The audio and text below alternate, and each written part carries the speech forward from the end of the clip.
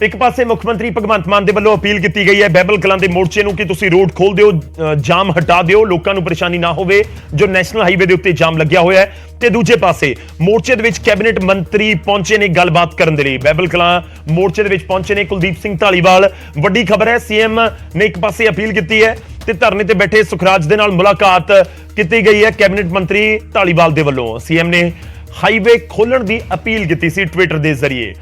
ਤਾਂ ਦੂਜੇ ਪਾਸੇ ਮੰਤਰੀ ਵੀ ਪਹੁੰਚ ਗਏ, ਉਹਨਾਂ ਨੇ ਵੀ ਗੱਲਬਾਤ ਨੁਮਾਇੰਦਿਆਂ ਦੇ ਨਾਲ ਕੀਤੀ ਹੈ ਔਰ 4 ਫਰਵਰੀ ਤੋਂ ਮੋਰਚੇ ਦੇ ਵੱਲੋਂ ਰੋਡ ਦੇ ਉੱਤੇ ਜਾਮ ਲਗਾਇਆ ਗਿਆ, ਨੈਸ਼ਨਲ ਹਾਈਵੇ ਦੇ ਉੱਤੇ ਜਾਮ ਲਗਾਇਆ ਗਿਆ ਤੇ ਉਸ ਨੂੰ ਲੈ ਕੇ ਹੀ ਸੀਐਮ ਅਪੀਲ ਕਰ ਰਹੇ ਨੇ ਤੇ ਸਰਕਾਰ ਕੋਸ਼ਿਸ਼ਾਂ ਕਰ ਰਹੀ ਹੈ ਕਿ ਮਨਾਇਆ ਜਾ ਸਕੇ ਤੇ ਮੋਰਚੇ ਦਾ ਜਿਹੜਾ ਜਾਮ ਰੋਡ ਦੇ ਉੱਤੇ ਲੱਗਿਆ ਹੋਇਆ ਉਸ ਨੂੰ ਉੱਥੋਂ ਹਟਾਇਆ ਜਾ ਸਕੇ, ਹਟਵਾਇਆ ਜਾ ਸਕੇ, ਉਹ ਰੋਡ ਬਹਾਲ ਕਰਵਾਇਆ ਜਾ ਸਕੇ।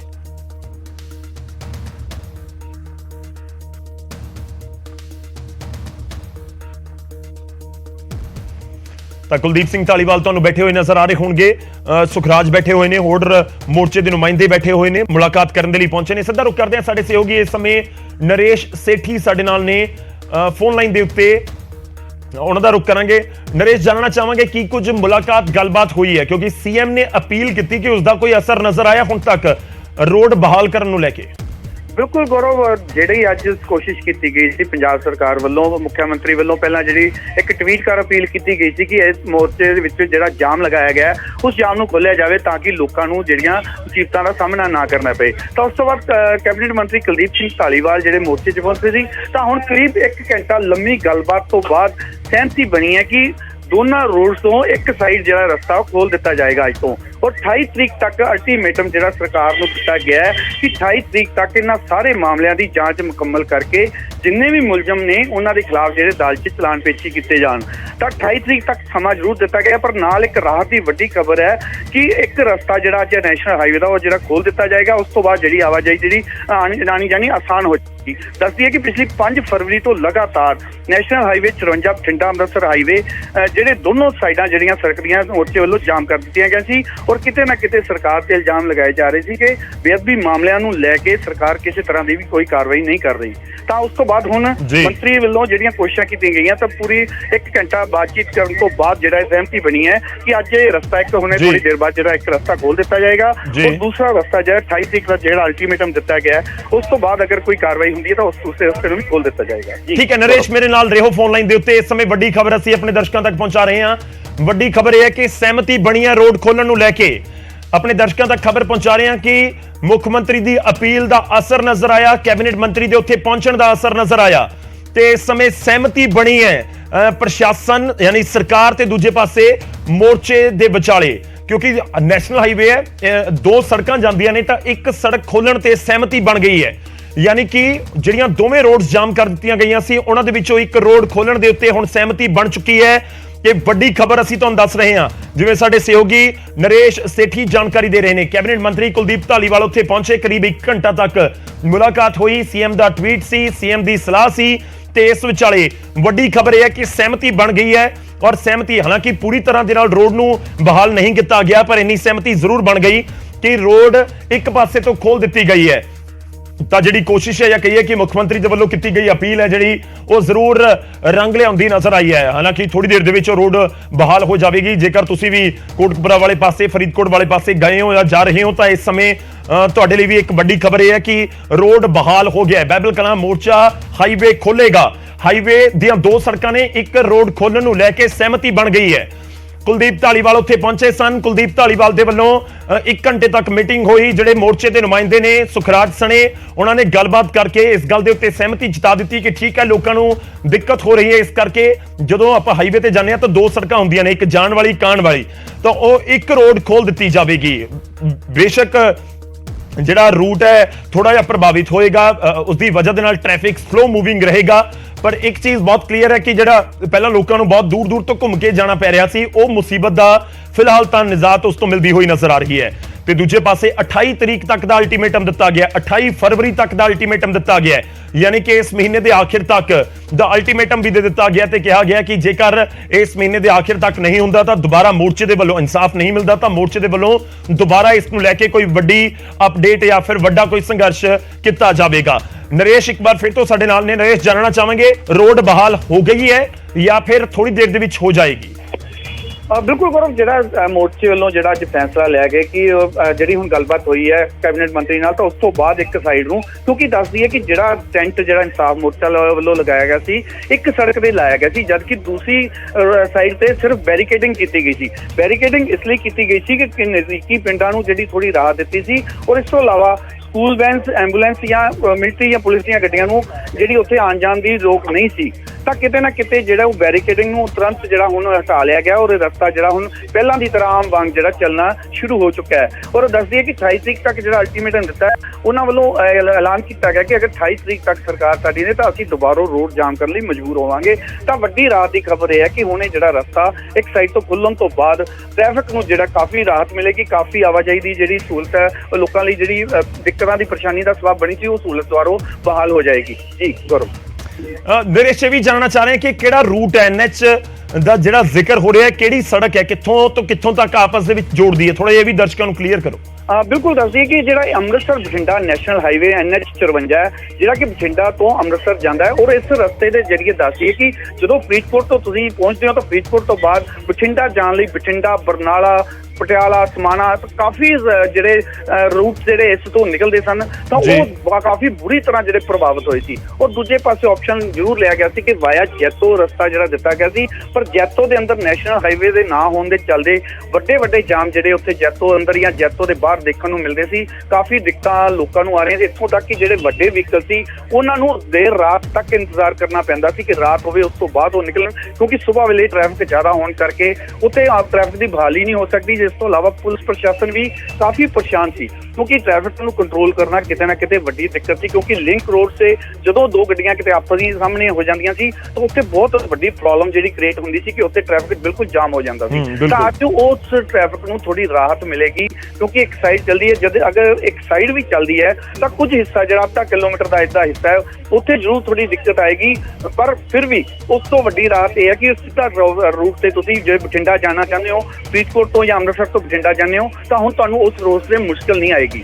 ਆਰਾਮ ਨਾਲ ਤੁਸੀਂ ਉੱਥੋਂ ਸਿਰਫ ਅੱਧਾ ਕਿਲੋਮੀਟਰ ਦਾ ਰਸਤਾ ਜ਼ਰੂਰ ਤੁਹਾਨੂੰ ਜਿੱਥੇ ਕਿ ਇਨਸਾਫ ਮੋਰਚਾ ਲੱਗਿਆ ਦਿੱਕਤ ਆ ਸਕਦੀ ਹੈ, ਪਰ ਜ਼ਿਆਦਾ ਦਿੱਕਤ ਉੱਥੇ ਇਸ ਕਰਕੇ ਨਹੀਂ ਆਏਗੀ ਕਿਉਂਕਿ 4 ਲਾਈਨ ਨੈਸ਼ਨਲ ਹਾਈਵੇ ਹੋਣ ਕਰਕੇ ਟ੍ਰੈਫਿਕ ਬਹੁਤ ਆਸਾਨੀ ਨਾਲ ਉੱਥੋਂ ਜਿਹੜਾ ਗੁਜ਼ਰ ਸਕਦਾ ਹੈ। ਜੀ ਗੌਰਵ, ਠੀਕ ਹੈ, ਫੋਨ ਲਾਈਨ ਤੇ ਸਾਡੇ ਨਾਲ ਰਹੋ। ਇੱਕ ਵਾਰ ਫਿਰ ਤੋਂ ਅਪਡੇਟ ਕਰ ਦਈਏ ਅਸੀਂ ਆਪਣੇ ਦਰਸ਼ਕਾਂ ਨੂੰ ਇਸ ਵੱਡੀ ਖਬਰ ਦੇ ਨਾਲ, ਕਿਉਂਕਿ ਜਿਹੜੇ ਬਠਿੰਡਾ ਅੰਮ੍ਰਿਤਸਰ ਹਾਈਵੇ ਤੋਂ ਹੋ ਕੇ ਨਿਕਲਦੇ ਨੇ ਉਹਨਾਂ ਦੇ ਲਈ ਇਸ ਸਮੇਂ ਜ਼ਰੂਰ ਇਹ ਵੱਡੀ ਖਬਰ ਹੈ, ਉਹਨਾਂ ਲੋਕਾਂ ਦੇ ਲਈ, ਉਹਨਾਂ ਰਾਹਗੀਰਾਂ ਦੇ ਲਈ ਜਿਨ੍ਹਾਂ ਨੂੰ ਦਿੱਕਤਾਂ ਇਸ ਧਰਨੇ ਪ੍ਰਦਰਸ਼ਨ ਦੀ ਵਜ੍ਹਾ ਦੇ ਨਾਲ ਆ ਰਹੀਆਂ ਸੀ। ਇੱਕ ਰੋਡ ਖੋਲ ਦਿੱਤੀ ਜਾਏਗੀ, ਇੱਕ ਸਾਈਡ ਖੋਲ ਦਿੱਤੀ ਜਾਏਗੀ, ਥੋੜਾ ਜਿਹਾ ਸਲੋ ਹੋਏਗਾ ਉਸ ਪੂਰੇ 1-2 ਕਿਲੋਮੀਟਰ ਦੇ ਇਲਾਕੇ ਦੇ ਵਿੱਚ ਟ੍ਰੈਫਿਕ, ਪਰ ਜਿਸ ਤਰੀਕੇ ਨਾਲ ਪਿੰਡਾਂ ਦੇ ਵਿੱਚੋਂ ਹੋ ਕੇ ਪਿੰਡਾਂ ਵਾਲੀਆਂ ਸੜਕਾਂ ਲਿੰਕ ਰੋਡਸ ਤੋਂ ਹੋ ਕੇ ਜਾਣਾ ਪੈ ਰਿਹਾ ਸੀ ਤਾਂ ਉਸ ਤੋਂ ਨਿਜਾਤ ਜ਼ਰੂਰ ਮਿਲ ਜਾਏਗੀ।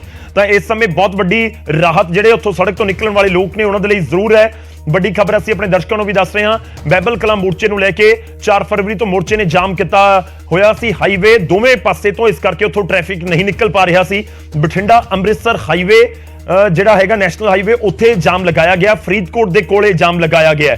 ਨਰੇਸ਼ ਸਾਡੇ ਸਹਿਯੋਗੀ ਲਗਾਤਾਰ ਸਾਡੇ ਨਾਲ ਜੁੜੇ ਹੋਏ ਨੇ। ਨਰੇਸ਼, ਇਹ ਤਾਂ ਗੱਲ ਹੋਈ ਰਾਹਗੀਰਾਂ ਦੀ, ਜਿਹੜੀ ਉਹਨਾਂ ਨੂੰ ਥੋੜੀ ਆਸਾਨੀ ਹੋਏਗੀ, ਜਿਹੜੀ ਦਿੱਕਤਾਂ ਆ ਰਹੀਆਂ ਸੀ ਉਸ ਤੋਂ ਰਾਹਤ ਮਿਲੇਗੀ। ਦੂਜੇ ਪਾਸੇ ਮੰਤਰੀ ਦੇ ਨਾਲ ਕੀ ਕੁਝ ਗੱਲਬਾਤ ਹੋਈ ਹੈ ਜਥੇਬੰਦੀ ਦੀ, ਜਿਹੜੇ ਮੋਰਚੇ ਦੇ ਨੁਮਾਇੰਦੇ ਨੇ ਉਹਨਾਂ ਦੀ, ਕੀ ਭਰੋਸਾ ਦਿੱਤਾ ਗਿਆ ਜਾਂ ਕੀ ਅਲਟੀਮੇਟਮ ਦਿੱਤਾ ਗਿਆ ਜਥੇ ਦੇ ਵੱਲੋਂ?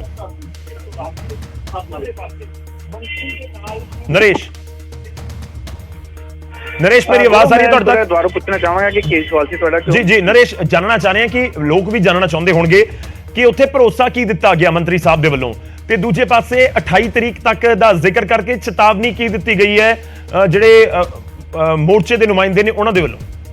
ਬਿਲਕੁਲ ਗੌਰਵ, ਦੱਸ ਦਈਏ ਕਿ ਅੱਜ ਜਿਸ ਤਰ੍ਹਾਂ ਕਿ ਟਵੀਟ ਕਰਦੇ ਨੇ ਮੁੱਖ ਮੰਤਰੀ ਭਗਵੰਤ ਸਿੰਘ ਮਾਨ ਟਵੀਟ ਕਰਦੇ ਨੇ, ਤਾਂ ਟਵੀਟ ਵਿੱਚ ਸਾਫ਼ ਤੌਰ ਤੇ ਉਹਨਾਂ ਵੱਲੋਂ ਇਹ ਐਲਾਨ ਕੀਤਾ ਗਿਆ ਸੀਗਾ ਕਿ ਲੋਕਾਂ ਦੀਆਂ ਮੁਸ਼ਕਲਾਂ ਨੂੰ ਦੇਖਦੇ ਹੋਏ ਇਹ ਜਾਮ ਨੂੰ ਖੋਲ੍ਹਿਆ ਜਾਵੇ। ਦੂਜੇ ਪਾਸੇ ਕਿਤੇ ਨਾ ਕਿਤੇ ਜ਼ਿਕਰ ਜ਼ਰੂਰ ਕੀਤਾ ਸੀ ਕਿ ਜੋ ਵੀ ਬੇਅਦਬੀਆਂ ਮਾਮਲਿਆਂ ਨੂੰ ਜਾਂ ਗੋਲੀकांड ਮਾਮਲਿਆਂ ਨੂੰ ਲੈ ਕੇ ਜਾਂਚ ਚੱਲ ਰਹੀ ਹੈ, ਬਹੁਤ ਹੀ ਸੁਹਿਰਦ ਤਰੀਕੇ ਨਾਲ ਉਹ ਜਾਂਚ ਹੋ ਰਹੀ ਹੈ ਔਰ ਪ੍ਰੋਪਰ ਜਿਹੜੀ ਇਸ ਦੀ ਜਾਂਚ ਕਰਕੇ ਅਸੀਂ ਜੋ ਵੀ ਦੋਸ਼ੀ ਹੋਣਗੇ ਉਹਨਾਂ ਦੇ ਖਿਲਾਫ ਅਸੀਂ ਜੋ ਵੀ ਕਾਨੂੰਨੀ ਕਾਰਵਾਈ ਹੋਏਗੀ ਬਣਦੀ ਉਹ ਅਸੀਂ ਕਰਾਂਗੇ। ਤਾਂ ਉਸ ਤੋਂ ਬਾਅਦ ਕੈਬਨਿਟ ਮੰਤਰੀ ਵੱਲੋਂ ਵੀ ਇਹੀ ਭਰੋਸਾ ਦਿੱਤਾ ਗਿਆ ਕਿ ਸਰਕਾਰ ਆਪਣੇ ਪੱਧਰ ਤੇ ਪੂਰੀ ਤਰ੍ਹਾਂ ਕੋਸ਼ਿਸ਼ਾਂ ਕਰ ਰਹੀ ਹੈ ਕਿ ਜੋ ਵੀ ਇਸ ਮਾਮਲਿਆਂ ਦੇ ਦੋਸ਼ੀ ਨੇ ਉਹਨਾਂ ਨੂੰ ਜਲਦ ਤੋਂ ਜਲਦ ਬੇਨਕਾਬ ਕਰਕੇ ਉਹਨਾਂ ਦੇ ਖਿਲਾਫ ਜਿਹੜੇ ਅਦਾਲਤਾਂ 'ਚ ਚਲਾਨ ਪੇਸ਼ ਕੀਤੇ ਜਾਣ।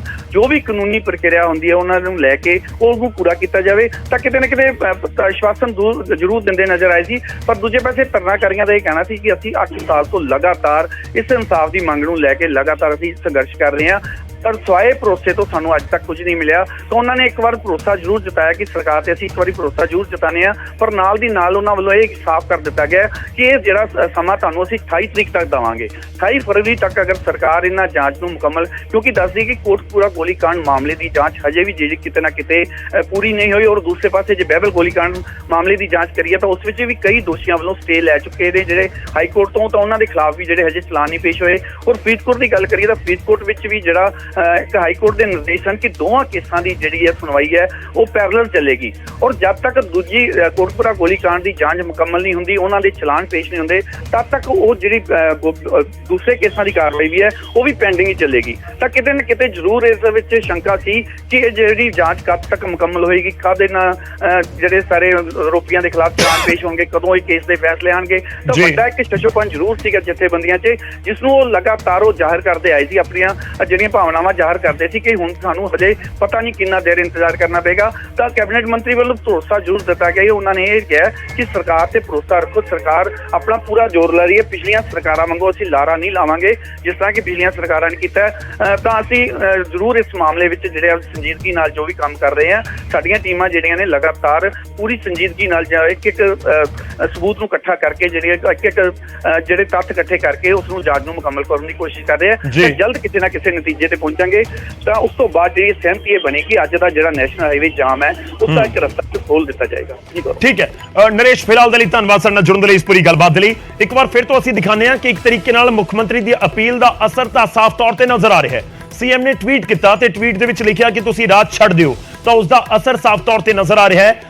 ਅਸਰ ਇਹ ਹੋਇਆ, ਦੋ ਵੱਡੀਆਂ ਅਪਡੇਟਸ ਨੇ ਬਹਿਬਲ ਕਲਾਂ ਦੇ ਇਨਸਾਫ ਨੂੰ ਲੈ ਕੇ ਜੋ ਮੋਰਚਾ ਲਗਾਇਆ ਗਿਆ ਉਸ ਪੂਰੇ ਮਾਮਲੇ ਦੇ ਵਿੱਚ 4 ਫਰਵਰੀ ਤੋਂ ਮੋਰਚੇ ਦੇ ਨੁਮਾਇੰਦੇ ਸੜਕ ਦੇ ਉੱਤੇ ਜਾ ਕੇ ਬੈਠ ਗਏ। ਕਿਹਾ ਗਿਆ ਕਿ ਸਾਨੂੰ ਇਨਸਾਫ ਚਾਹੀਦਾ ਹੈ ਤੇ ਉਸ ਦੇ ਵਿੱਚ ਦਿਨ 'ਚ ਦੋ ਵੱਡੀਆਂ ਅਪਡੇਟ ਆਈਆਂ।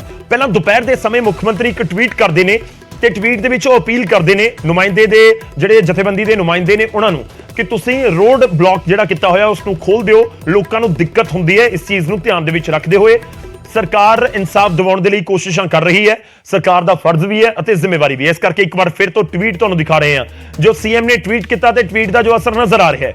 ਉਹਨਾਂ ਨੇ ਲਿਖਿਆ ਕਿ ਪੰਜਾਬ ਸਰਕਾਰ ਕੋਟਕਪੂਰਾ ਤੇ ਬਹਿਬਲ ਕਲਾਂ ਗੋਲੀकांड ਦੇ ਵਿੱਚ ਇਨਸਾਫ ਦਿਵਾਉਣ ਦੇ ਲਈ ਪੂਰੀ ਤਰ੍ਹਾਂ ਵਚਨਬੱਧ ਹੈ। ਮੈਂ ਸੰਗਤ ਨੂੰ ਅਪੀਲ ਕਰਦਾ ਹਾਂ, ਉਹਨਾਂ ਨੇ ਸੰਗਤ ਨੂੰ ਕਿਹਾ, ਸਾਰਿਆਂ ਨੂੰ, ਸਿਰਫ ਨੁਮਾਇੰਦਿਆਂ ਨੂੰ ਨਹੀਂ ਬਲਕਿ ਪੂਰੀ ਸੰਗਤ ਨੂੰ, ਕਿ ਮੈਂ ਸੰਗਤ ਨੂੰ ਅਪੀਲ ਕਰਦਾ ਹਾਂ ਕਿ ਬਹਿਬਲ ਕਲਾਂ ਵਿਖੇ ਨੈਸ਼ਨਲ ਹਾਈਵੇ ਦਾ ਜਾਮ ਖੋਲ ਦਿੱਤਾ ਜਾਵੇ ਤਾਂ ਜੋ ਲੋਕਾਂ ਨੂੰ ਪਰੇਸ਼ਾਨੀ ਨਾ ਹੋਵੇ। ਦੋਸ਼ੀਆਂ ਨੂੰ ਸਜ਼ਾ ਦਿਵਾ ਕੇ ਜਲਦੀ ਨਿਆਂ ਦੇਣਾ ਸਰਕਾਰ ਦਾ ਫਰਜ਼ ਵੀ ਹੈ ਤੇ ਜ਼ਿੰਮੇਵਾਰੀ ਵੀ ਹੈ।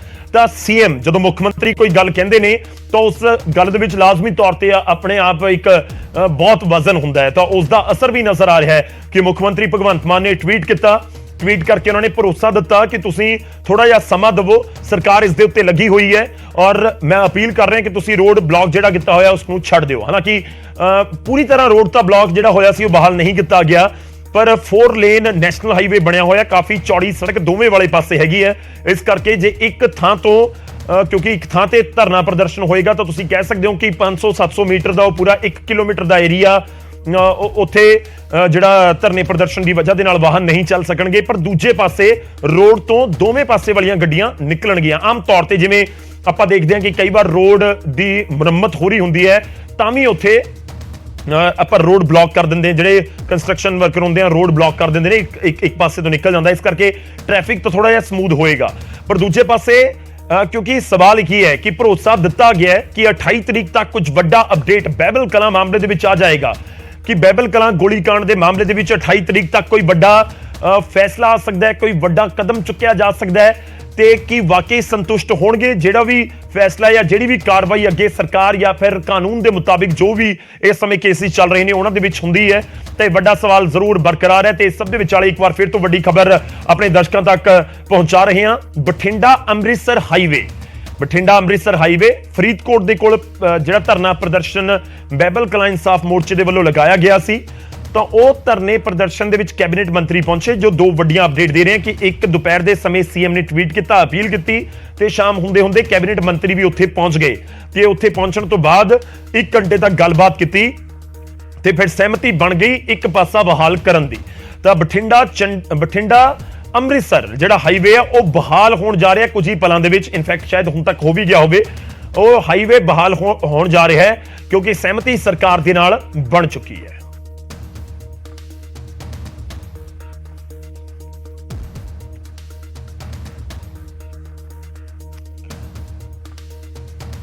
ਤਾਂ ਜਿਹੜੇ ਲੋਕ ਬਠਿੰਡੇ ਤੋਂ ਨਿਕਲਦੇ ਨੇ ਤੇ ਫਰੀਦਕੋਟ ਕ੍ਰਾਸ ਕਰਕੇ ਹੋਰ ਸ਼ਹਿਰਾਂ ਤੱਕ ਜਾਣਾ ਹੁੰਦਾ ਜਾਂ ਫਿਰ ਅੰਮ੍ਰਿਤਸਰ ਜਾਣਾ ਹੁੰਦਾ, ਜਿਹੜੀ ਸੰਗਤ ਵੀ ਅੰਮ੍ਰਿਤਸਰ ਜਾਂਦੀ ਹੈ ਜਾਂ ਅੰਮ੍ਰਿਤਸਰ ਤੋਂ ਵਾਪਸ ਆਉਂਦੀ ਹੈ, ਤਾਂ ਉਹਨਾਂ ਦੇ ਲਈ ਰਾਹਤ ਦੀ ਖਬਰ ਜ਼ਰੂਰ ਹੈ। ਹਾਈਵੇ ਫਿਲਹਾਲ ਬਹਾਲ ਹੋ ਗਿਆ। 28 ਤਰੀਕ ਤੱਕ ਦਾ ਅਲਟੀਮੇਟਮ ਜਿਹੜੇ ਇਨਸਾਫ ਮੋਰਚਾ ਉੱਥੇ ਲਗਾਇਆ ਗਿਆ ਹੈ, ਉਹਨਾਂ ਦੇ ਵੱਲੋਂ 28 ਤਰੀਕ ਤੱਕ ਦਾ ਅਲਟੀਮੇਟਮ ਦਿੱਤਾ ਗਿਆ ਹੈ। ਸੀਐਮ ਦੀ ਅਪੀਲ ਕੰਮ ਕਰ ਗਈ।